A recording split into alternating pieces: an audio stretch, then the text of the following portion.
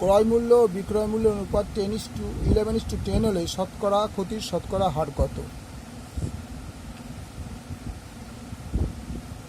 ক্রয় মূল্য equal to 11 এবং বিক্রয় মূল্য